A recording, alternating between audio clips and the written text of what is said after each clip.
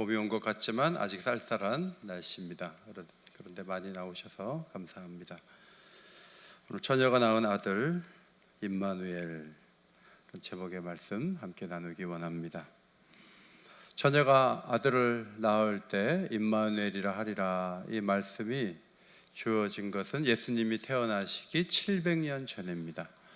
700년 전의 징조로 이 말씀이 어떤 배경에서 주어졌는지를 우리가 잘 묵상하고 마음에 정리하는 것이 필요하다고 생각을 합니다. 유다왕 아하스라는 인물이 있었는데 그 아버지가 요담이고 그 할아버지가 우시야 왕이었습니다. 그런데 하나님 뜻대로 우상 숭배를 하지 않고 살아야 되는데 자기 마음대로 우상을 숭배하니까 그 아버지 요담도 또 아하스 왕도 두 나라의 협공을 받아서 공격을 당했어요.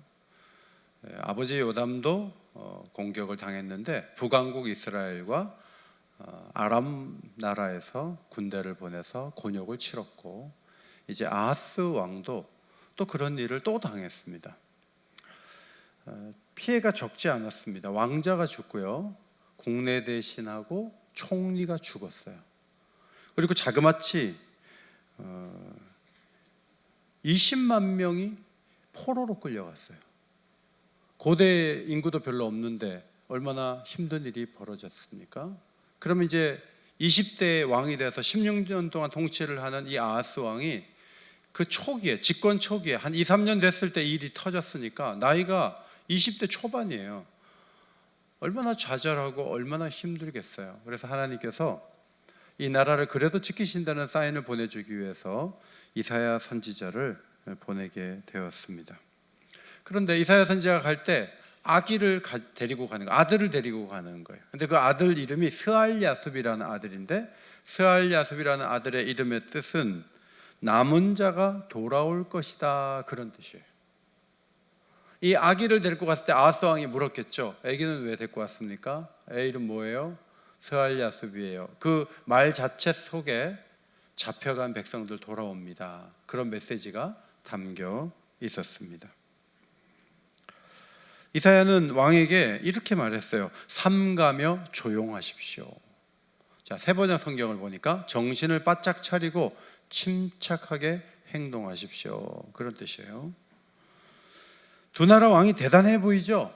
사람도 잡아가고 엄청난 피해를 입혔고 총리도 죽었으니까, 아들도 죽었으니까 굉장히 충격을 받으셨을 거예요. 그럼에도 불구하고 왕은 삼가며 조용하십시오, 침착하십시오, 그렇게 얘기를 했습니다. 이유는 두 왕이 대단해 보여도 두 부지깽이에서 나오는 연기에 불과합니다. 불 끄고 부지깽이에 연기가 나머지 있지만 조금 있으면 연기가 사라지는 것처럼 이제 곧 사라집니다, 그 얘기를 한 겁니다. 실제로 이사야의 예언대로 주전 732년에 르신이라는 아람 왕은 아수르 군에 의해서 죽고, 베가라는 그 이스라엘 왕은 호세아라는 배반자에 의해서 죽임을 당해요. 그래서 2년 후에 죽을 사람들이 자기 죽을 것도 모르고 유다를 침공했고 수많은 사람들을 끌어갔던 것이죠.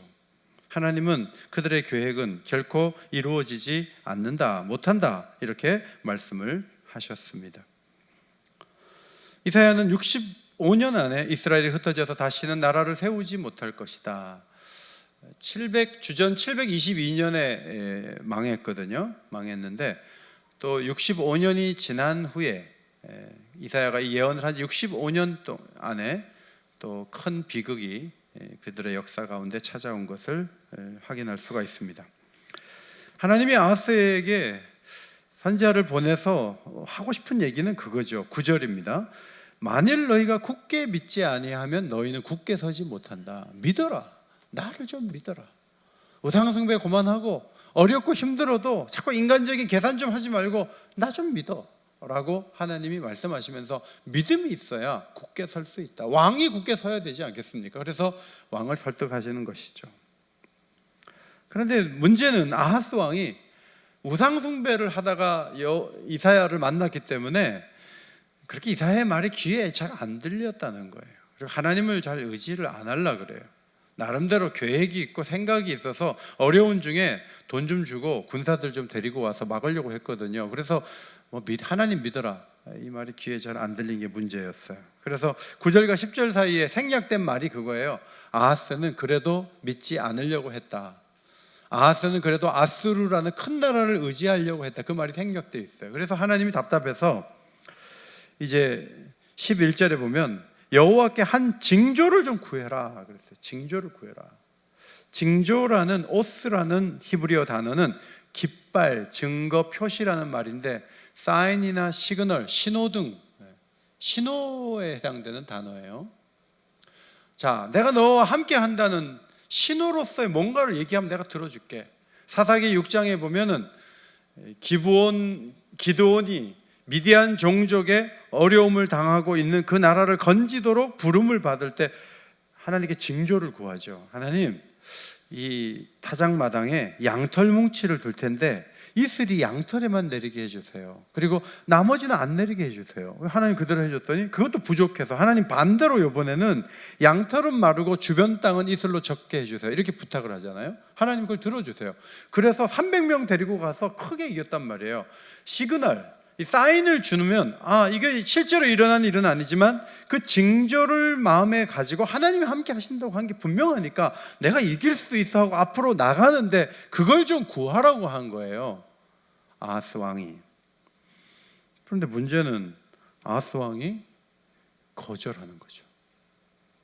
싫다는 거죠. 구하지 않겠다는 거예요. 어떤 선교사 후보생이 이제 선교사 가겠다고 해놓고 갈 쯤 돼서는 이제 안 가려고 했어요. 대구에서 서울 올라오는 고속도로에서 전복 사고가 났어요. 근데 자기 안 다쳤어요. 하나의 이것이 신호가 됐잖아요. 빨리 가라는 뜻 아니겠어요? 그래서 선교사님이 그 사고 후에 다치지 않았는데 하나님 사인이구나 하고 우간다로 가셨어요. 우간다에 그런 선교사님이 한 분이 오셨더라고요. 하나님이 여러 가지 우리에게도 시그널을 보내요. 고난의 시그널도 보내고 여러 가지 신호를 보낸단 말이죠. 그러면 그 신호를 듣고 이제 알아차리는 게 매우 중요한데 아하스 왕에게는 독특한 신호를 보낸 거예요. 아하스는 어쨌든 안 가겠다고 했어요. 나는 하나님 시험하지 않겠다 그랬어요. 그때 이사야 선지자는 이렇게 말하죠. 13절, 너희가 사람을 괴롭히고서 그것을 작은 일로 여겨 또 나의 하나님을 괴롭히려 하느냐. 이사야 선지자가 아기를 데리고 와가지고 이름까지 얘기하면서 잡혀간 사람들 돌아옵니다라는 그 예언을, 그 징조를 아기를 통해서 하고 언제가 날지 모르지만 하나님의 미래에 놀라운 일들을 이루실 것을 또 얘기를 이제 해주시는 과정에 이 징조를 구하지 않는 이 왕의 태도가 하나님을 괴롭히는 태도다라고 말씀하셨어요. 라하라는 히브리어 단어, 괴롭게 하다, 이거 더 싫어지게 하다, 사람 지치게 만들다, 그런 뜻이에요. 아하스 왕이 저는 하나님 시험하지 않겠습니다 했지만 그것은 하나님에 대해 관심 끄고 자기 인간적인 방법을 다 쓰겠다는 얘기에 불과하기 때문에 그것은 하나님 지치게 만들고 하나님이 너를 더 싫어하게 만드는 슬픈 일이 된 거야 라고 말씀하신 거예요. 여러분, 하나님 기쁘게 하는 방법 간단해요. 믿으면 돼요. 하나님이 하신 말씀을 믿으십니까? 그러면 하나님 기뻐하세요. 그런데 믿음을 제쳐놓고 인간적인 방법 다 쓰고 내 방법대로 나는 살겠다라고 생각하고 하나님 신뢰하지 않고 내 미래는 내가 알아서 해 라고 움직일 때 하나님은 지치세요. 하나님 힘들어하세요. 자, 이 정도 되면 됐어 하고 돌아서면 되는데 하나님이 한마디 더 하시죠.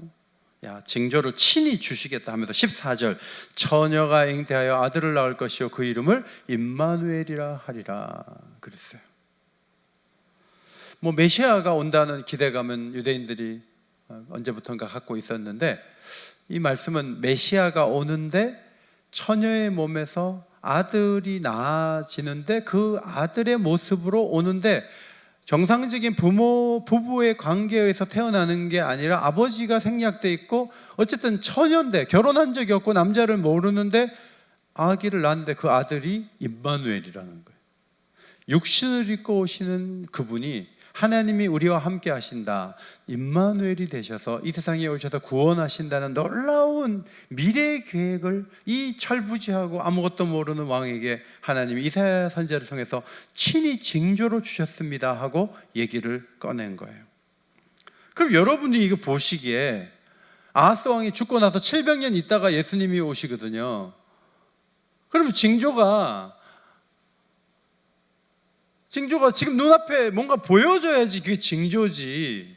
먼 미래에 있을 나하고 관계도 없는, 지금 20만 명 잡혀가고 총리도 죽고 아들도 죽고 엄청나게 예루살렘은 무너져 있는데 선지자가 세탁자의 밭에 나타나가지고 한다는 말이 700년 뒤에 있을 아주 먼 미래에 하나님의 계획을 얘기하는 게 어떻게 그 사람에게 징조로 들려질 수가 있겠는가? 그것이 제가 성경을 보면서 생각했던 부분이에요.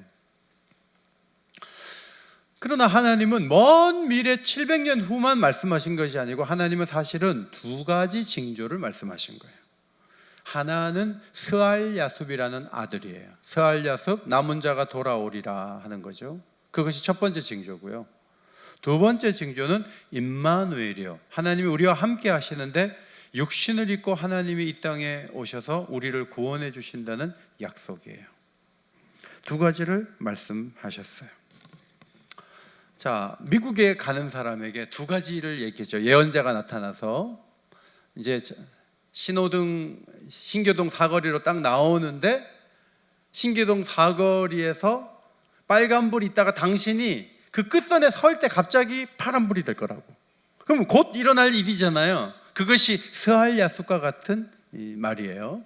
근데 임마누엘은 뭐냐면 미국의 비행기를 타고 갔는데 미국에 놀랍게 관제탑에서 얘기를 해서 특별하게 이 비행기가 착륙하는 것에 대한 시그널을 얘기해 주는 거예요. 그거는 먼 미래에 몇 시간, 하루 있다가 일어난 일이에요. 그럼에도 불구하고 당장에 보기에는 멀리 있는 일이에요. 그러나 그 사람이 미국 가는 데는 굉장히 중요한 얘기예요.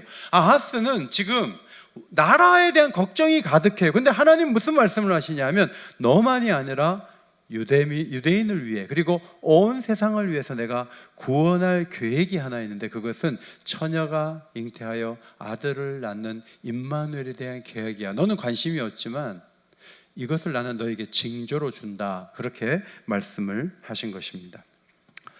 여러분은 어떤 징조를 가지고 마음을 좀 불안함을 쓸어내리십니까? 하늘로부터 오는 표적 구하기를 원했던 바리새인과 사두개인들이 예수님께 와서 하늘로부터 표적 좀 보여주세요. 그럼 믿어줄게 그랬어요. 그때 예수님이 아주 놀라운 말씀을 하셨죠. 악하고 음란한 세대가 표적을 구하나 요나의 표적밖에는 보여줄 표적이 없느니라. 마태복음 12장에 보면 이 요나의 표적은 물고기 뱃속에 3일 들어가 있었는데 예수님이 무덤에 3일 있다가 부활하실 것에 대한 미리 예언적 표적이다, 예언적 시그널이다, 사인이다, 그런 말이에요. 이건 이미 과거에 일어난 일이죠. 그러나 그 타락하고 음란한 세대가 자꾸 하늘로부터 지금 표적을 보여주면 믿을게 이러지 말라는 거예요.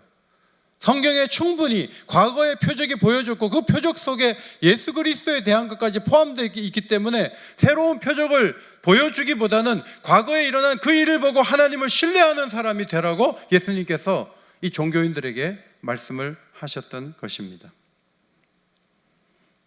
제가 기도에 대한 말씀을 드리면서 무슨 기도가 내 말만 시큰하고 일어나는 게 무슨 기도입니까?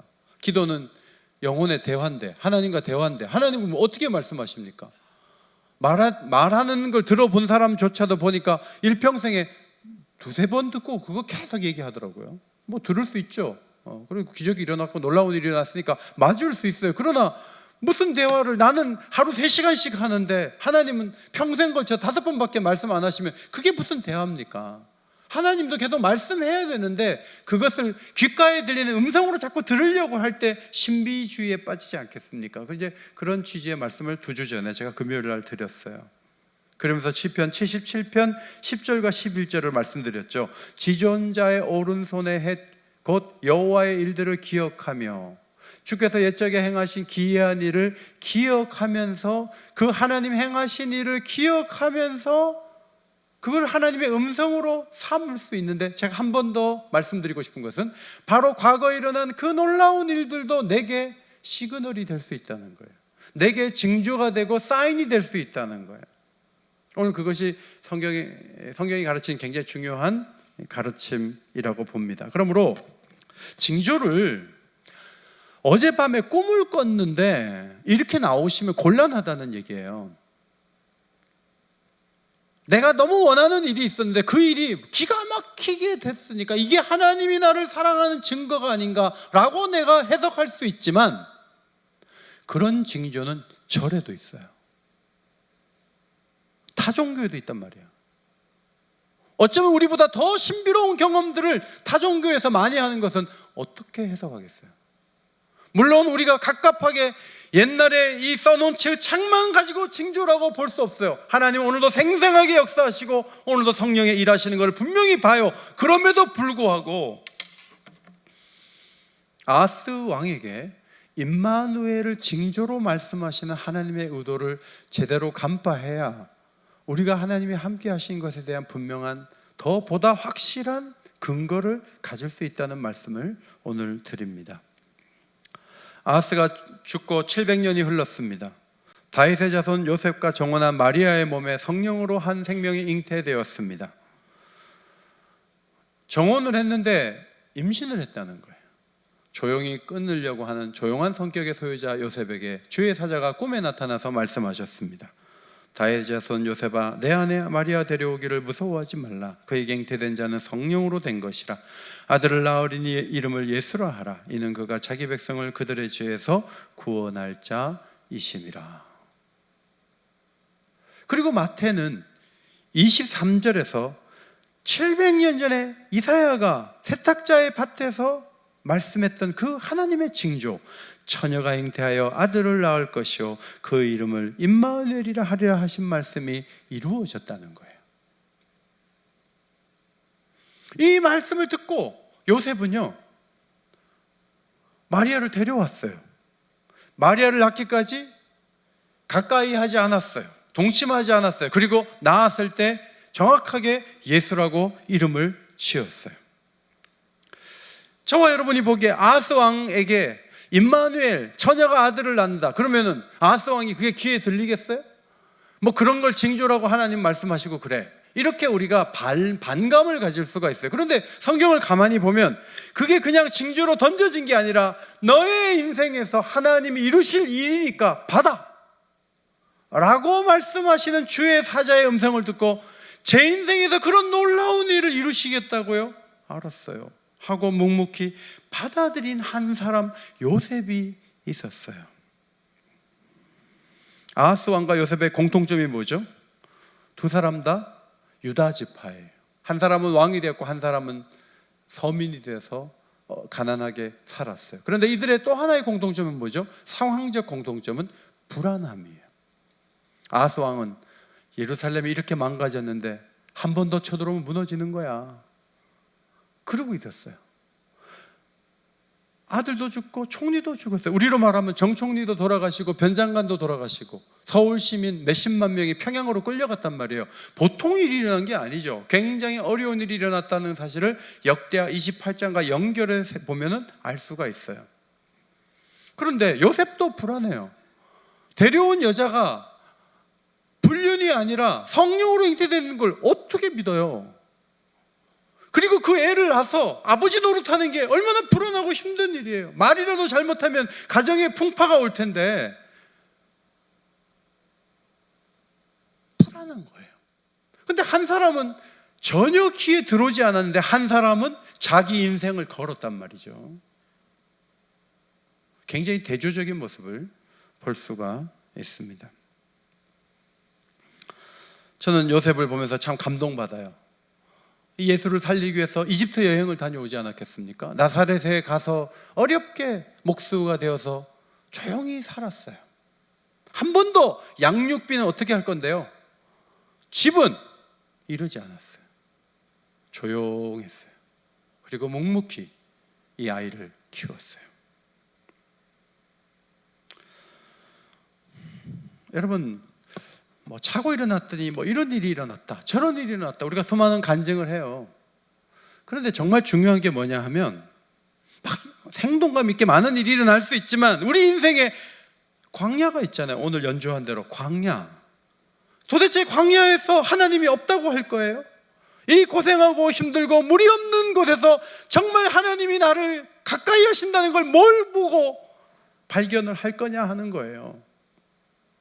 일이 잘 되고 승진을 하고 돈이 많아지고 뭐 그럴 때 간증한다고 얘기를 할 수가 있겠지만, 내가 인생의 광야에 들어가서 이 코로나 시대와 같은 이 힘겨운 세상을 살아가면서 도대체 하나님이 나와 함께 하신다는 징조를 어디에서 찾겠느냐 하는 거예요.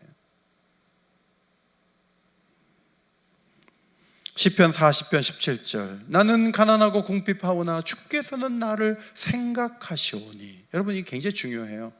왕이 되어도 하나님이 나를 버렸다는 생각을 갖고 사는 사람이 있는 반면에, 요셉처럼 내가 가난하고 궁핍하지만 정말 영문을 모르는 그런 임산부를 데려와서 살아야 되는 기가 막힌 입장이지만 중요한 것은 하나님이 나를 생각하신다는 거예요. 그리고 나를 도와주신다는 거예요. 이걸 확신하는 게 너무너무 중요한 거예요. 오늘 하나님은 우리를 생각하고 계시는 줄 믿습니다. 뭐 큰일이 일어나지 않아도, 대단한 일이 일어나지 않아도, 내가 병원에 가서 좀 힘든 일을 겪는다고 할지라도 하나님 나를 생각하고 계셔. 나를 버리시겠어? 하나님 나를 붙드실 거야. 그 믿음을 버리지 말고 도움을 구하고 건져주시기를 바라고, 이것이 아름다운 성도의 삶이 되어야 하죠. 한쪽에서는 징조 구하지 않겠습니다. 생각이 있거든요. 궁리하는 게 있어요. 계산이 다 있다고요. 믿음 필요 없다는 거죠. 그런데 또 한편에서는 양육의 기회가 주어졌을 때 임마누엘 대신 그분을 키우는 거죠. 조용히 수용하는 거죠.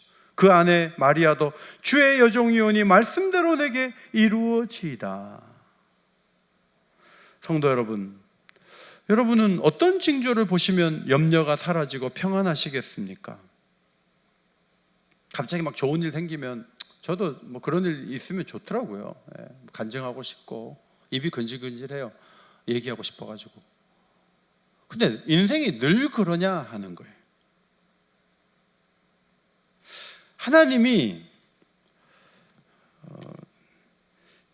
아하스에게 임마누엘, 처녀가 낳은 아들 얘기를 이 철부지한 젊은이에게 왜 얘기를 하셨을까? 하나님은요, 자신의 증언으로 자기가 하고 있는 일에 대해서 전해주면서 우리가 살아나기를 바라요. 근데 그 증언의 핵심이 뭐냐면 하나님의 아들 얘기예요. 예수님은 생명이세요. 그 생명이 이 땅에 오실 것에 대한 긴 스토리, 그 긴 계획들, 그리고 이 땅에 오셔서 복음서 가운데 행하신 많은 일들, 그리고 그분이 다시 오시는 사건까지, 예수님은 생명으로서 세상에 오셨고 승천하셨고 앞으로 또 오실 분이죠. 빌립보 2장 10절에 모든 무릎을 예수 이름 앞에 꿇게 하시고 그랬어요. 바울은 모든 사람이 주님 앞에 무릎 꿇는 날이 올 거야. 지금은 막 칼을 가지고 죽인다고 하지만 그런 날을 바라보면서 사도의 직분을 감당을 했어요. 우리에게 징조는 시간을 뛰어넘는 가운데 쫙 펼쳐져 있거든요. 과거의 징조, 요즘 내가 볼 수 있는 징조가 있어요. 그리고 먼 미래 하나님이 이루실 새로운 새하늘과 새 땅에 대한 놀라운 징조가 있죠. 그 중심은 하나님의 아들이어야 돼요. 이게 매우 중요해요. 자, 요한일서 5장 9절 말씀을 앞에 보시고 한번 읽겠습니다. 5장 9절 시작. 만일 우리가 사람들의 증언을 받을진대 하나님의 증거는 더욱 크도다. 하나님의 증거는 이것이니 그의 아들에 대하여 증언하신 것이라. 광화문에서 지금 뭐 시위가 대단한다고 누가 얘기를 해. 그럼 제가 정말요?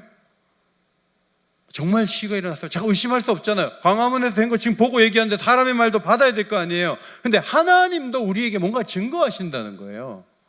그 증거는 우리가 받아야죠. 그런데 그거는 큰 증거예요.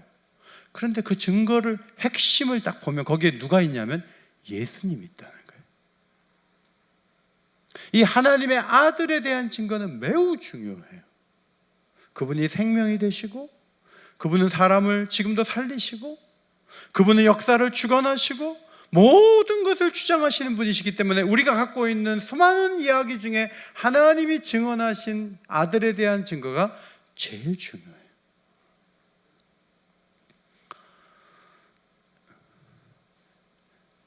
예루살렘을 다녀가는 에티오피아 내시가 병거를 가면서 이게 움직이면서 책을 읽고 있었잖아요.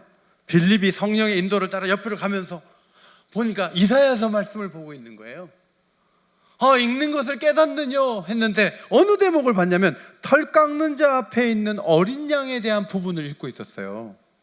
이거 뭔지 잘 모르겠다는 거예요. 올라가서 타서 설명을 해달라는 거예요. 그래서 빌립이 예수님이시고 이분이 오셨고 십자가에 죽으셨고 부활 승천하셨다는 얘기를 쫙 하는데 그 짧은 순간에 이 내시가 세례받겠다는 거예요. 가다가 물이 있으니까 세례를 받았어요. 그 이사야서 53장을 누가 기록을 했냐 하면 오늘 7장에 나오는 이 바로 아들을 데리고 스알랴습을 데리고 왕을 설득하고 있는 바로 이사야가 적었잖아요. 그러므로 조금이라도 관심을 가지고 처녀가 애를 낳는다고요? 다시 한번 얘기해 보세요. 임마누엘은 도대체 무슨 뜻입니까? 이게 어떻게 내게 위로가 되고 힘이 될 수 있는지 좀 설명 좀 해주세요. 그랬으면 이사야가 어쩌면 설명을 해줬을 거예요. 그러면 영적인 눈이 열어졌을 거예요. 그런데 아하스는 도대체 병거나 몇 대 주면 좋아할지 모르지만 하나님이 역사 가운데 이루실 일에 대해서는 1도 관심이 없었어요. 그러니까 무식하게 그냥 끝나버린 거예요. 여러분, 우리에게 적용해 봐요. 전능하사 천지를 만드신 하나님 아버지를 내가 믿사오며 그 다음 그 아들 예수 그리스도를 믿사오니 이는 성령으로 잉태하사 동정녀 마리에게 나시고. 자, 여기까지 고백을 했어요. 여러분 마음이 어때요? 주문 외우고 알고 있는 얘기 그냥 홍은동 중앙로 3길 9 저희 집 주소입니다. 3길 9 무슨 아파트. 자, 이쪽에 성령으로 잉태하사 동정녀 마리에게 나시고. 마음이 똑같으면요 문제가 있는 거예요. 자, 사진을 하나 준비했는데 사진을 좀 보여주실 수 있겠어요? 간사님. 자, 이게 노인 부부예요. 근데 바다를 보면서 남편이 얘기하는 거예요. 여보, 우리가 조금만 있으면 같이 산 지가 50년이 되는데 난 지금도 당신 생각만 하면 막 가슴이 뛰어. 그러니까 부인이 뭐라 그러냐면 나는 당신이 와서 초인종 누르면 지금도 가슴이 막 뛰어. 난 당신 보는 게 그러니까 남편이 또 이 세상 여자 가운데 당신이 가장 아름다워. 지금 이마에 골짜기가 5개씩 있는데 그 아내를 향해 너무 아름답다는 거 지금도. 여러분, 행복한 부부입니까? 미친 부부입니까? 행복한 부부입니까? 미친 부부입니까? 행복한 부부죠. 자, 예수를 믿은 지 50년이 지났어요. 사도신경을 수만 번 고백했어요. 그런데 성령으로 잉태하사 동정녀 마리아에게 나시고 하는데 막 감격스러워요. 3일 만에 부활하시는데 막 그 고백을 할 때 막 힘이 막 내 속으로 막 들어와요. 저리로서 심판하러 오신다고 하는 그 고백을 드릴 때 내 마음속에 막 희열이 있고 기대감이 있고 세상의 모든 문제를 그분이 해결할 것 같아요. 신앙이 제대로 된 거예요. 행복한 그리스도인이에요. 여러분의 징조, 저의 징조가 너무 눈앞에 현실에 박혀 있는 게 문제예요. 제일 좋은 징조, 제일 좋은 사인, 시그널이 뭔지 아세요? 예수님에 대한 거예요. 왜냐하면 예수님은 생명이기 때문에 그래요. 예수님은 생각만 해도 여러분의 마음에 역사를 일으키시는 분이에요. 아멘. 예수 이름을 부를 때 사람 이름 불러갖고 그런 경험 해본 적이 없는데 예수 이름 부르면 살아나는 역사가 지금도 얼마든지 가능하다는 사실을 아십니까? 하나님이 할 일이 없어서 처녀의 몸에서 아이로 나게 하셨겠어요? 그분의 독특하신 그 구원의 방식을 역사 가운데 펼쳐놓으신 이 놀라운 일에 대해서 철부지한 아하스 왕은 마음을 닫았지만 누군가는 자기의 온몸으로 떠안으면서 아기 예수를 키웠단 말이에요. 결국 성경대로 아기는 태어났고 성경대로 그 아기는 자라서 십자가를 졌고 성경대로 사흘 만에 부활하시고 성경대로 승천하셨다가 성경대로 다시 저리로서 산자와 죽은 자를 심판하러 오실 거예요.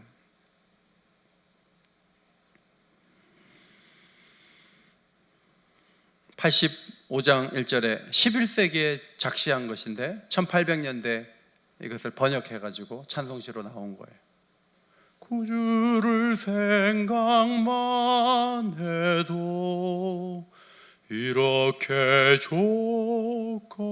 좋거든 주 얼굴 배울 때야 얼마나 좋으랴. 같이 한번 부를까요? 구주를 생각만 해도 이렇게 좋거든 주 얼굴 배울 때야 얼마나 좋으랴.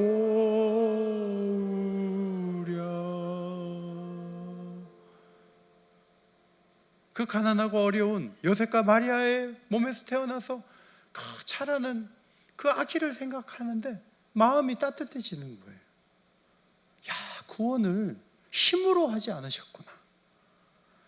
그렇게 수고하고 시험을 당하면서 우리와 똑같은 몸을 입고 오셔서 그렇게 구원자를 세우시고 십자가에 죽게 하시고 부활시키셨구나. 이런 사랑을 내게 주시려고 그 놀라운 일을 이루셨구나.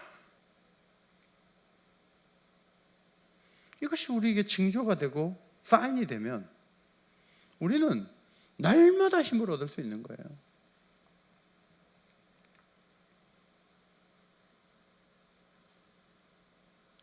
제27장 3절에 영 죽을 나를 살리려 그 영광 떠나서.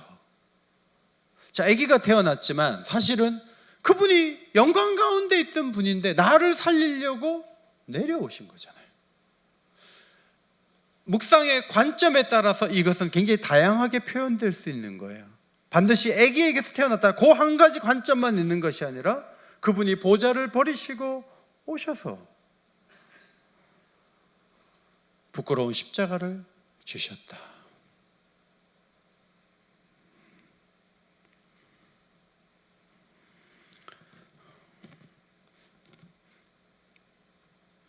사도 요한이 정치범들이 갇힌 반모섬에서 그리스도의 영광을 바라보고 시대 끝에 새하늘과 새 땅이 열리는 환상을 봤어요.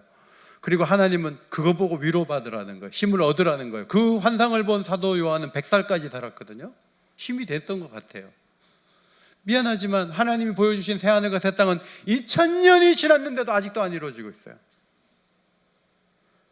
징조는 내일 이루어지느냐 1000년 뒤에 이루어지느냐 그게 중요한 게 아니에요. 징조는 시간을 넘어서서 느끼고 받아들일 수 있는 하나님의 일하심이에요.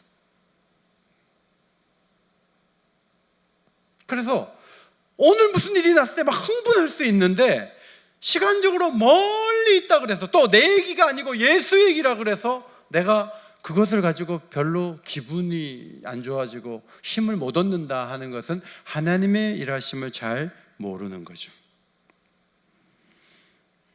그 모든 환상을 보여주시고 예수님은 사도 요한에게 이렇게 말씀하십니다. 22장에 내가 진실로 속히 오리라. 그때 요한이 대답하죠. 아멘 주 예수여 오시옵소서. 오는 날짜는 먼 미래일 수 있지만 그 빨리 오셔야 된다는 그 갈급함, 그분을 뵙고 싶은 마음, 이것이 채워지면서 요한이 그리스도의 생명의 힘을 느끼고 살아나는 거죠.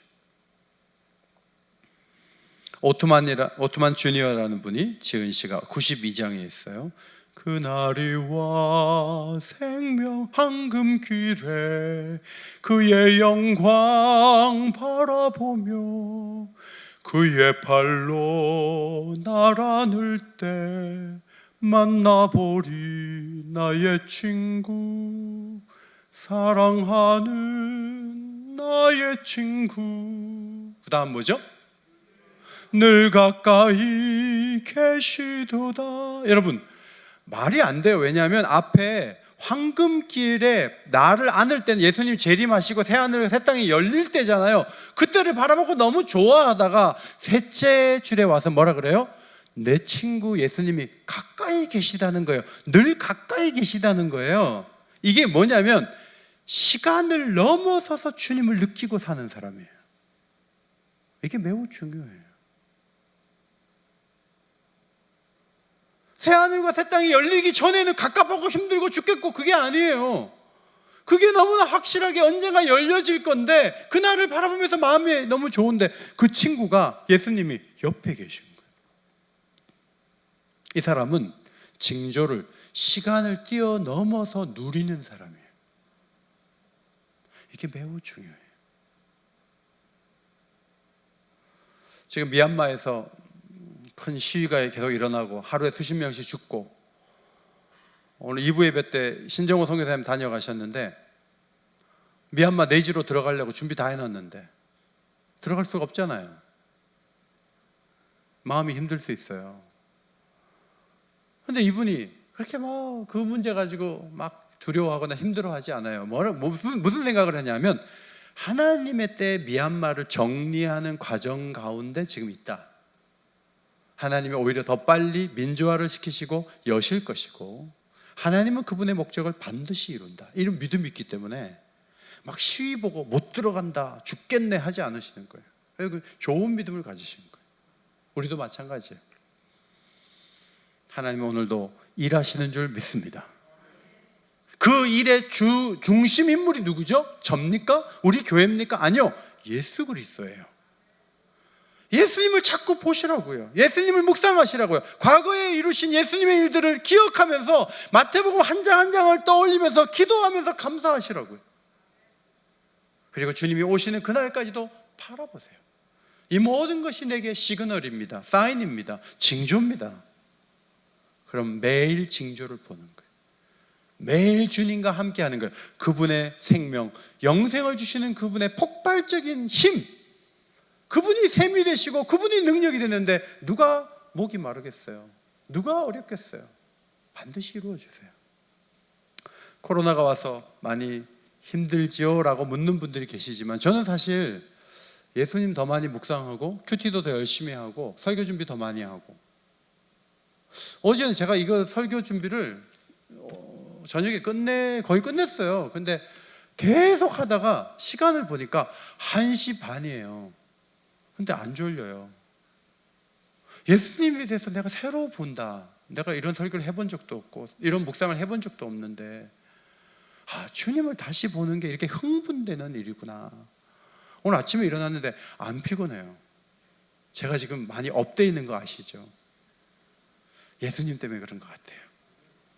여러분, 집안에 뭐 큰일이 없어도 때로는 우울한 소식들이 들려도 주님은 변함이 없어요. 어저께나 오늘이나 내일이나 주님은 늘 그 자리에 계세요. 주님이 여러분을 살리는 징조가 되고 시그널이 되기를 주의 이름으로 축복합니다. 기도하겠습니다. 하나님 고맙습니다. 그리스도의 모든 행정과 움직임이 저희에게 징조가 된다고 가르쳐 주셨습니다. 저희는 비가 오면 우울하고 날씨가 맑으면 마음이 환해지는 그런 경험을 많이 하고 있습니다. 때로는 간증도 하고 주님 살아계심을 고백하지만 사실은 예수님에 대한 모든 움직임이 우리에게 징조가 될 수 있음을 가르쳐 주셨습니다. 주의 재림의 날을 바라보고 더 굳건한 신앙인들이 될 수 있도록 저희들을 붙잡아 주옵소서. 예수님 복되신 이름으로 기도하옵나이다. 아멘.